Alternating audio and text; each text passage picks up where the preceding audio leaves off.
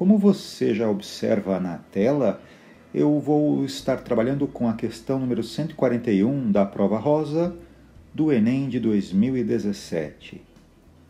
Esta questão, logo de cara, nos surpreende pela estrutura da equação ali proposta, que eu vou tratar um pouco mais adiante.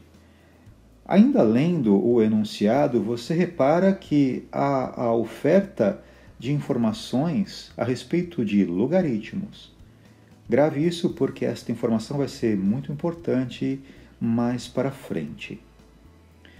Bom, o enunciado está dizendo que nós temos na equação apresentada a variável P, que corresponde a um valor de prestação. Foi dito que esta prestação deve ser no máximo de R$400. O problema também diz que n, a variável n, corresponderá ao número de parcelas para que você faça o pagamento de no máximo R$400 por parcela. Como n é um número de parcelas, n, portanto, é um número natural. Lembra o que é um número natural? Na fórmula apresentada, n é um número de parcelas e, claro que por ser uma variável n, você pode muito bem querer atribuir a n na expressão original, substituir o número 1 e ver o que dá.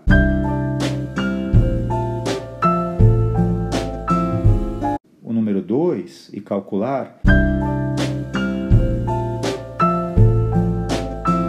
E assim sucessivamente. Bom, a expressão não é lá tão simples para você efetuar as contas. O enunciado disse que a prestação deve ser no máximo de R$400, o que quer dizer que toda essa expressão deve ser menor ou igual a 400. E por conta desta nova estrutura, nós temos aqui presente uma desigualdade, uma inequação.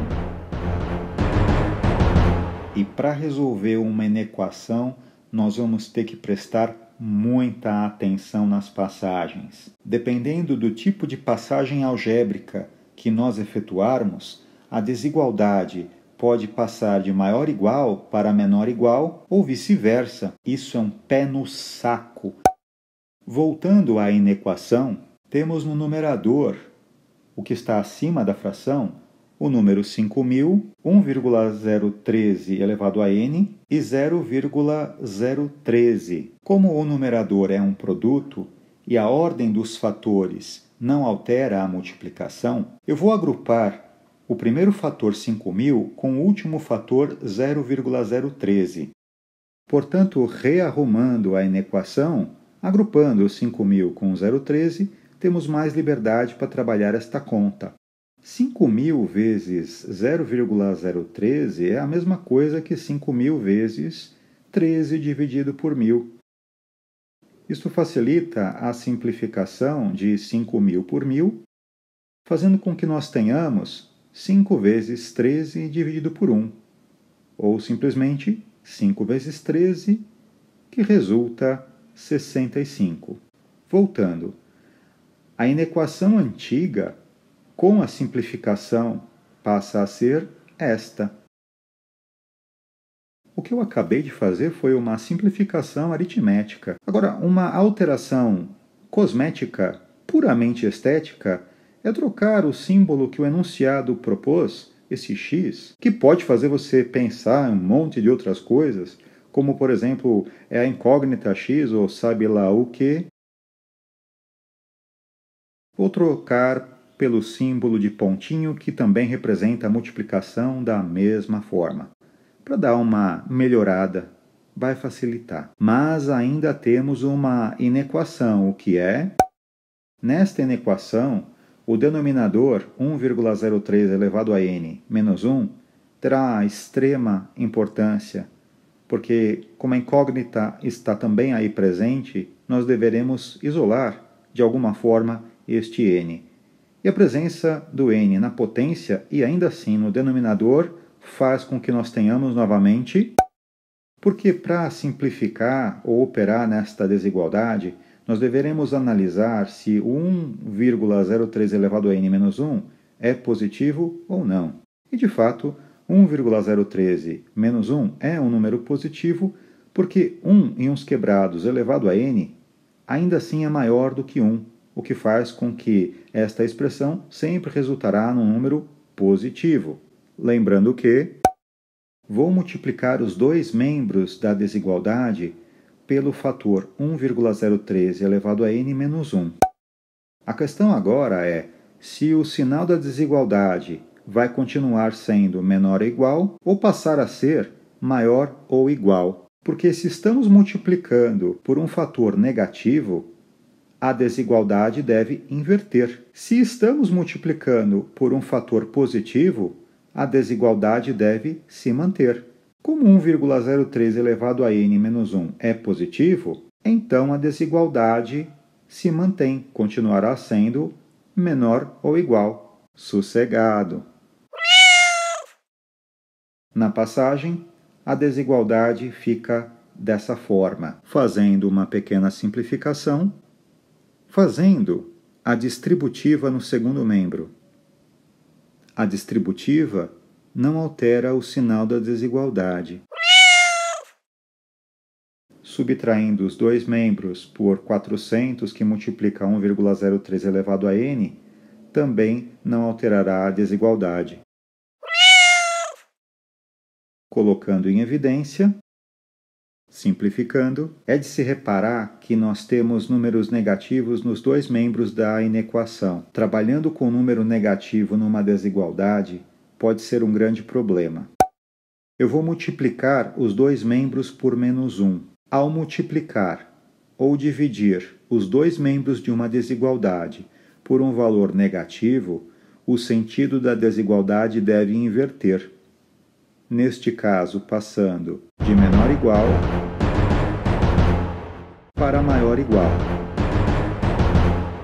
Portanto, a desigualdade agora passa a ser esta. Dividindo os dois membros por 335, como 335 é um número positivo, a desigualdade fica do modo em que se encontrava.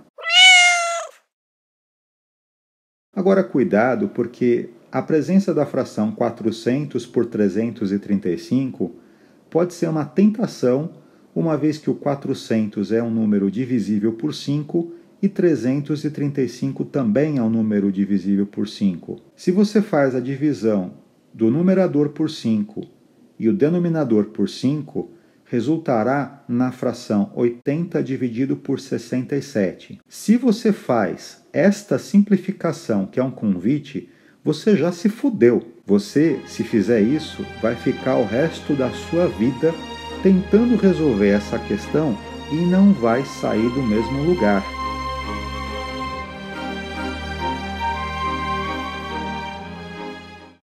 Lembra que no começo eu falei para nós lembrarmos que foram dados logaritmos? Vamos observar esta inequação em que chegamos e os logaritmos que foram dados. Foi dado o logaritmo de 1,013, que não interessa agora quanto é. Mas nós temos o 1,013 presente na desigualdade. Ok.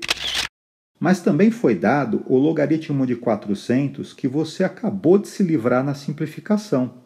Também foi dado o logaritmo de 335 e você também acabou de se fuder porque você dividiu por 5 e chegou no 67. Se você mete o louco e já passa a simplificar tudo que é expressão que você vê pela frente, você acaba perdendo oportunidades de utilizar informações do próprio enunciado. Se fez a simplificação, amigo, minha amiga, você se fodeu. Português bem claro. Vamos voltar à desigualdade do modo em que se encontrava. Temos o 1,013 presente, temos o 400 presente, temos o 335 presente. O logaritmo no primeiro membro e o logaritmo no segundo membro nos permitirá isolar o n, porque nós utilizaremos a propriedade logaritmo da potência. E também utilizaremos a propriedade do logaritmo da divisão, que passa a ser a subtração dos logaritmos. Temos o logaritmo de 1,013, temos o logaritmo de 400, temos o logaritmo de 335. Utilizando as aproximações dadas, fazendo uma pequena simplificação, para isolar o n no primeiro membro da desigualdade, nós iremos dividir ambos os membros por 0,005, o que é um número positivo, o que não vai atrapalhar em nada a nossa desigualdade, ficando tranquilamente a mesma desigualdade. Fazendo a divisão de 0,077 por 0,005, fazendo uma pequena simplificação,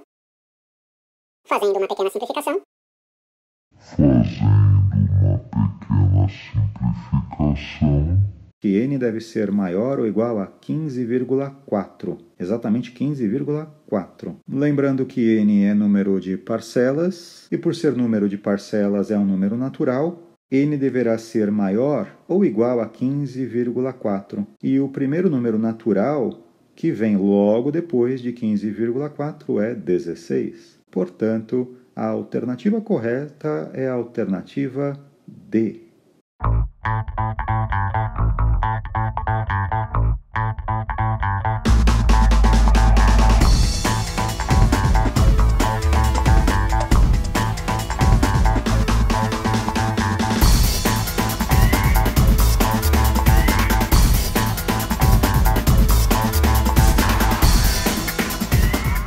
Você pega lá e coloca os números que eu te falei, coloca o número 1, o número 2, o número 3 e assim por diante na equação que foi dada e você chega nos seguintes resultados. Para uma prestação, ficaria uma prestação de R$ 5.065, o que passa os 400 de longe. Vou fazer aqui para 2, se fossem duas parcelas, seria cada parcela R$ 2.548,85, 3 parcelas de R$ 1.710,19. Até aí, beleza. Mas aqui, se você coloca para n o valor 14, dá R$ 392,94. O problema é que 14 também é alternativa, então se você encara a conta, você chega numa resposta que está lá apresentada na alternativa B. Para n igual a 14, dando R$ 392,94, pela questão, o n que funciona é 14, que fica abaixo dos 400 como foi dado no enunciado, e tem alternativa para essa merda. Eu fiz aqui a simulação para todas as parcelas de 1 até 16. De fato, 16 está abaixo dos 400, mas 14 é o primeiro número. Estou apresentando aqui o gráfico só para você ver como é que funciona. A função exponencial aqui está com a variável x porque a calculadora gráfica exige x, mas onde tiver escrito x é o n. E onde tiver y é o p. E na verdade, o valor de x ou de n que faz tudo isso acontecer é 13,72, que é o ponto de encontro dos dois gráficos, das duas curvas, no plano cartesiano. Daria para consertar naquelas, porque aí a conta ia ficar pesada mesmo, se fosse dado o logaritmo de 1,013 com mais uma casa decimal. Em vez de falar que era apenas 0,05, falar que era 0,056. Para o logaritmo de 400, a quarta casa decimal é 0, então isso não faria diferença nenhuma, e também não faria diferença nenhuma para o logaritmo de 335, porque o quarto dígito também é 0. Mas para o logaritmo de 1,013, dando 0,056, fazendo a conta, dá com a aproximação devida que o n teria que ser maior ou igual a 13,75, com esses números. Se é maior que 13,75, com estes números, a resposta chegaria em 14. Uma bosta, né? O texto fala, se necessário, usar os logaritmos. Pô, dá uma mudada no texto.